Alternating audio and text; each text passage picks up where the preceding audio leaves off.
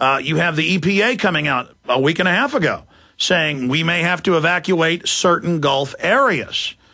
You now have BP, though, telling their employees and their contractors don't wear masks so that they can then deny that there's any toxic off-gassing going on. But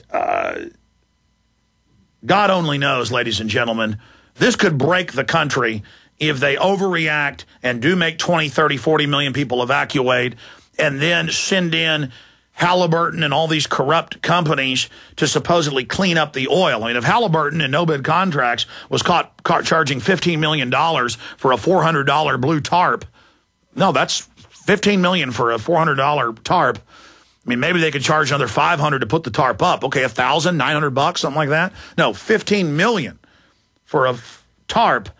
Can you imagine what it'll cost to have Halliburton and others clean this up? See, that's why they won't let citizens do it. It's why they won't let the states do it. This is a federal mess with BP. They're going to give you a carbon tax to pay for the cleanup, and they're going to let their buddies like Halliburton and others clean it up, and you, the stinking slaves, aren't going to do it. You're not allowed to have a gun to protect yourself in your home. Professionals do that, though they have no liability to actually protect you. You're not allowed to have your own farm now under federal regulations. They're trying to shut down farms and ranches under animal ID, premises ID, making it harder and harder. Openly in Australia under carbon tax, over half the country's now off limits to farming that was already under farming. They just said no farming, period. Not carbon taxes, just no farming, period. That's national Australian news. The people throw out Rudd over it. They put a new lady in who pledges she's going to do it. So all of this is happening, and the CFR could be hyping this just to fearmonger, and they could use it as a pretext for martial law in the Gulf. They could also just be testing right now to see if they'll get away with it, or they really could know that these hundreds of millions of gallons of oil are going to be coming in and that it is toxic, which it is toxic to some extent, and that it is going to cause a major respiratory crisis and also a fire hazard. And that, I mean, if they'll evacuate half of a major town because somebody was seen walking by their car with a gun, you know, they've trained us to be these ninnies that go into fetal positions, duck and cover whenever the government tells us. Well, then if that's the case, the sky's the limit. They may try to use this to declare an emergency. Obama may try to nationalize the oil companies. But when you hear nationalize, that means the mega oil companies will use this to shut down their competition. It's government that gives the oligopoly to BP in Alaska for 80% or more of the oil coming out of there, and most of it going to China. It's the government that only allows certain corporations to drill in the Gulf. So competition is a sin, according to the founder of the Rockefeller clan. They use government to shut down their competition. So we're going to be watching this very, very closely. But, you know, I had said a month ago this looked like fear-mongering, but I wasn't sure. I didn't criticize those that were saying this was going to happen. I just said it looks a little extreme. More and more, though, it's being pushed in the mainstream media as something that's going to happen. And so the question is it real or is it a hoax? We'll be covering it here. We're on the march. The empire's on the run. Alex Jones and the GCN Radio Network.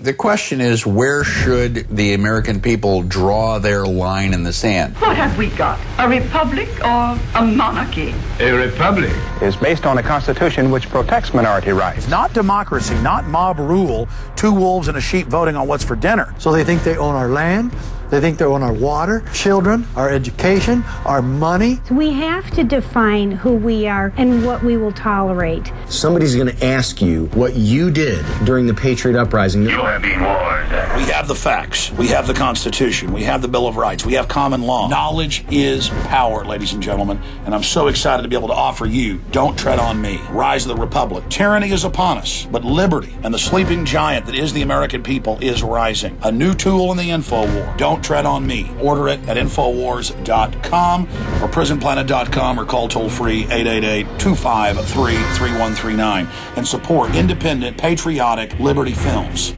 This is Alex Jones with 5 good reasons you should consider buying a solar power generator. Number 1, new climate legislation could easily double or triple your electric bill. Number 2, our new energy czar wants to control how much power your electric company allows you to have. It's true. Total government control of electricity in the name of smart grid technology is coming. Number 3, in some areas of the country, the power grid is dangerously overloaded. And now, new socialist legislation is only compounding the problem. Number 4, dangerous weather is always a threat to local grids. Every year, thousands of families lose their power from weather-related outages. Number 5, a solar power generator provides powerful backup insurance and peace of mind. Folks, I really believe in the solar power generators offered by Solutions from Science, one of my oldest sponsors. You can get more information at www.mysolarbackup.com. That's mysolarbackup.com. Remember, the government doesn't own the sun, so go to mysolarbackup.com or call 1-877-327-0365.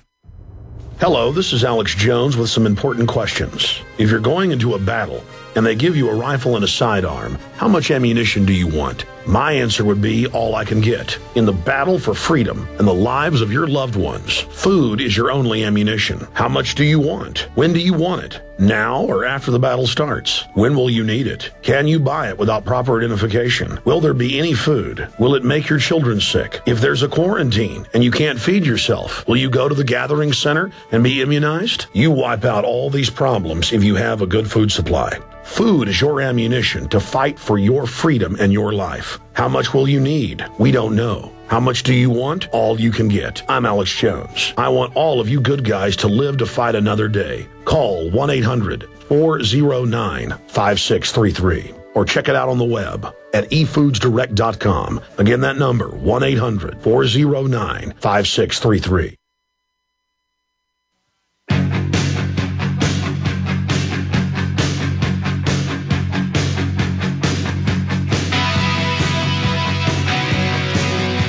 I'm Alex Jones. This is the one, the only GCN Radio Network, GCNlive.com. Some of the headlines up at GCNlive.com. G20 activists arrested, denied entry into Canada. Kurt Nemo. Congressman Rohrabacher. Almost all House Republicans think Iraq war was immoral and illegal. GCNlive.com. That's just some of the news we're going to be covering.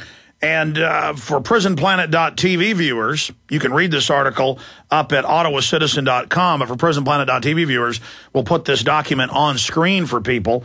Secret law lets police arrest for failing to show ID near summit.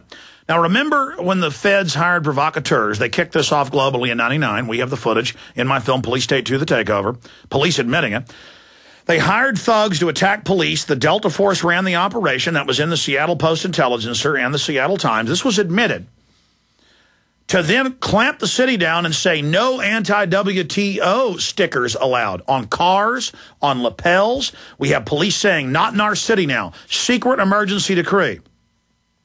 This is government testing and getting everybody used to it. Well, we had martial law at Pittsburgh G20. We had police dogs bite old women coming out of grocery stores because there was no one allowed on the streets, day or night, selectively. Yeah, we went out and found college kids at the park playing Frisbee golf and attacked them on video because we said no one allowed outside, no congregations, no one. We're the government. And when the G20 arrives, that's your real government. It's illegitimate as a $3 bill, but that's who runs things. And the Toronto Star reports, the CBC reports, it was $1 billion. Now it's 1.2. And another paper says they're now estimating today 1.5 billion. But at least 1.2 has already been spent on security for 20 delegates of the G20 and 8 delegates of the G8. Because the people are the enemy. And plus you get to run up a bigger bill. And most of the big banks own the private security firms. And they admit when we showed U.S. Army and U.S. Army fatigues in a Champagne police car at the G20, you've all seen that footage. When we played that video and the Drudge Report linked to it, we got a call here by G20 private security saying those are our officers in police and military uniforms, and we did take them to a secret facility, but it's not the military. Stop blaming them. And then they put a press release out as if that was better. Oh, we have secret goons in military National Guard uniforms grabbing peaceful activists and shoving them into cars. And it turned out that was a psyop. It was all fake to scare people watching television to never come to events. Oh, if you come, you get rubber bulleted, you get attacked. Secret law lets police arrest for failing to show ID near summit. And they covered Charlie Veach, a man arrested in downtown Toronto for failing to show police his ID. And that video's up on Infowars and Prison Planet. We may pull that up head of Love Police. It's also on the Love Police website. Founder of Love Police arrested for not showing ID. But here it is in the news. Very polite, very nice to the police. And he just said, no, I don't feel like I need to talk to you. I'm here on a city street. And they said, okay, we're taking you to jail. Also, when Luke Rudowski tried to drive across at the beautiful Niagara Falls, man, that YouTube video he shot, you can see Niagara in the background. It's beautiful. And he and his other cohorts, they were not allowed to get in. Matt Lepasic and others had a foy line with her, of who I don't know. I've never met her. But they're all there. They're peacefully trying to go across. And once they get there, to the border, they say, you're with We Are Change. No, you're basically terrorist. You can't come in. And then Homeland Security interrogated them on the way back. And so that's now happening with these international databases. Let's go to Charlie Veach, who's made international headlines by exposing the secret